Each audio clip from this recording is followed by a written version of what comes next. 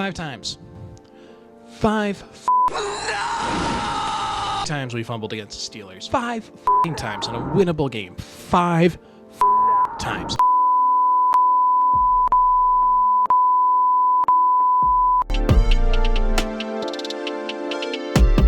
And welcome back to the show without a name, the show that I won't name and that I refuse to name because it does not deserve a name.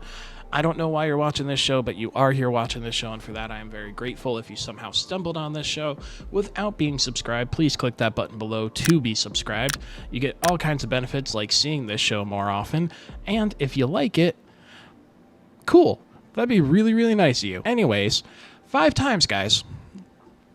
I really don't know what to think about this Patriots team so far. I had a moment of joy and a moment of sorrow, and then I had kind of just a moment of what the f*** was that this last week. We played the Steelers, who on paper have a phenomenal defense. They have Aaron Rodgers running the offense. DK Metcalf is obviously an elite physical specimen of a receiver. Very well put together team under Tomlin, who's a phenomenal coach. Steelers had not beaten us in Gillette in I don't know how many years. Aaron Rodgers had never won in Gillette. So if you're into trends, what the happened? And we were controlling that game. And we gave the ball away five times. Yes, there was the strip sack on Drake May. Happens. 1 interception from the guy's second year. It happens. He's making very, very good plays when he's not doing shit like that. But, man, Ramondre Stevenson. Okay. I don't get it. I don't know why we don't play Travion Henderson, who has far and away shown that he is one of the most explosive players that we have had in years. So we're not using him at all, and we're using Ramondre Stevenson. Ramondre Stevenson has long been known for having a fumbling issue. He fumbled a lot this week. I mean, it happens. Look at Derrick Henry and what's going on over there. But you get the upside of that being Derrick Henry. Right now with Ramondre, he's efficient when he's running and not dropping the ball. But this is a Mike Vrabel team. Mike Vrabel, who made his name on... What's up, buddy? I know, it's frustrating, right? Why do they keep Ramondre in there? What are they doing? Anyway, but yeah, that brings me back, guys. We're making some questionable decisions when it comes to who we are playing. I don't know why we are holding back from utilizing a run game that is heavily featuring Travion Henderson. I think that Ramondre Stevenson is a very productive back, but we got firepower this offseason, and we're not using it. So I really want to see what the next step forward looks like.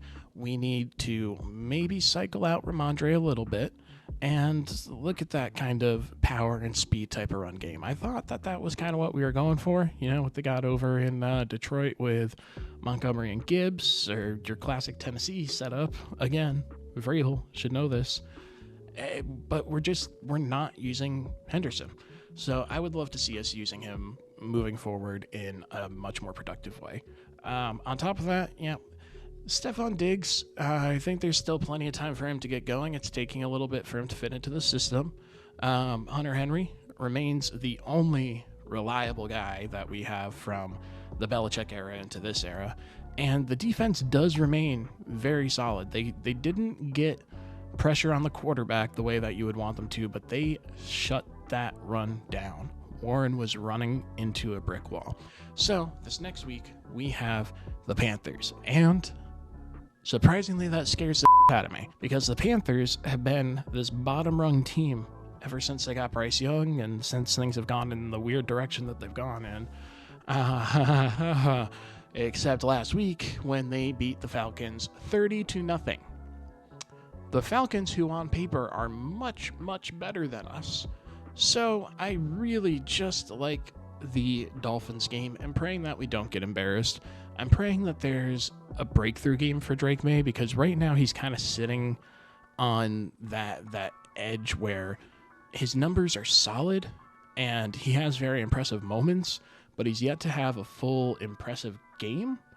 And that's what we need to see in the next couple of weeks. So keep the efficiency. Our defense needs to be able to shut down Carolina, and we just need to see a more consistent, well-coached team moving forward. Alfalfa is licking my foot. And around the league this week, fix that in post. We still have 6 teams that are undefeated. No surprise there to see teams like the Bucks, teams like the reigning champions with the Eagles, perennial contenders with the Bills, the Chargers finally stepping up, the Niners with Mac Jones, which is just upsetting a little bit, and the surprise one, the Colts, who apparently had just hot garbage with Anthony Richardson, because my God, Daniel Jones is living up to what New York thought he could possibly be, and that team is looking very, very, very solid. On top of Minnesota, that's another team that the quarterback situation is extremely interesting. You look at what JJ was able to get done there, JJ McCarthy, did not look good, and Sam Darnold and Carson Wentz are able to navigate that offense and look like superstars. So they're going to have to step back and reevaluate things with JJ. I mean, that's an interesting one. On top of that, the Packers are no longer undefeated, and of all teams, they lost to the Browns. They embarrass the Lions and then lose to the 2025 Joe Flacco-led Browns. So take that for what you will. I don't really know where that makes them stand. I think that was a little bit of a trap game. That defense is elite beyond elite, and Joe Flacco can still rip the ball here and there, so take it for what you will. I still think they're a top 5 team, even though they're not undefeated. We'll see where they end up falling. So, guys, really this week, all about just stopping and seeing where we really are. We're 4 weeks into the season. We are, in theory, fully in stride again. The Patriots, what they show over these next few weeks, and this goes for every team out there, is most likely what we're going to get for the rest of the year. Which is why, again, I want to see Drake May go from, oh, he's young, so it's impressive that he's, doing pretty well, to just killing it. I would love to see those big throws, those scrambles, all that impressive that he's been doing on a much more consistent basis. And I think we're going to see some teams pull away from the pack. I don't think that, like early predictions thought, we're anywhere close to being a wild card team. But I would love to be proven wrong. I wear lucky socks. And this week, everybody, this show is sponsored by absolutely nobody. That is right. Absolutely nobody continues to sponsor this show. As we are actively looking for sponsors, I do want to remind you all that our live streams are starting up again. Every Patriots game, you can find me. So find me, make fun of me for not having a sponsor, but tune into the live stream. Like, subscribe, send this to literally everyone you know. Tell them that they need to watch it 5 times, otherwise you don't love them anymore. That's what I've been doing, and I've had mixed results, but I'm sure you'll do great. Yeah, I give up on this team, everybody. This is getting too frustrating. So here's your new host. Knock him dead.